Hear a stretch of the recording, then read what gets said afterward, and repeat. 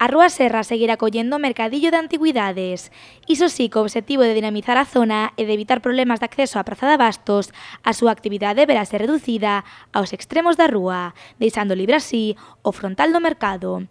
O que queda agora por determinar é o número de postos que estarán autorizados. La realidad es que ahora sí que lo hemos más o menos normalizado y es verdad que el domingo vendrá la policía local, habrá algún funcionario y irán revisando quiénes están bien dentro de la lista y en caso de que haya gente que no esté en la lista, que puede pasar, pues ir apuntando los nombres para seguir regularizando.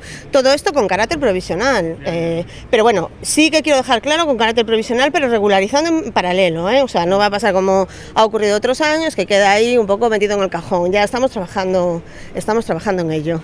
Outra das decisións tomadas esta mañá polo Goberno municipal e polos vendedores foi a de potenciar e unificar o mercadillo de antigüidades cun cambio na estética. Ya que vamos a regularizarlo, hay que potenciar el mercado de antigüedades. Es una pena que el mercado de antigüedades esté como está, cuando a mí me han llamado gente incluso de fuera que van a mercados de Ourense y demás sitios y está de otra manera. Entonces vamos a potenciarlo, vamos a ver si le podemos dar una estética unificada.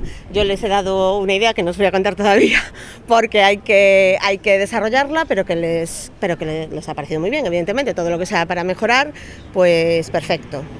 Os vendedores, pola súa parte, mostráronse dispostos a colaborar co Concello á hora de potenciar e regularizar este mercadillo.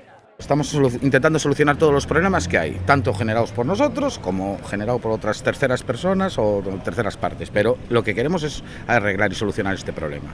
Tras esta última reunión, o Goberno municipal e os vendedores acordaron traballar conxuntamente durante as vindeiras semanas para solucionar todos os problemas que surdiron arredor do mercadillo de antigüidades.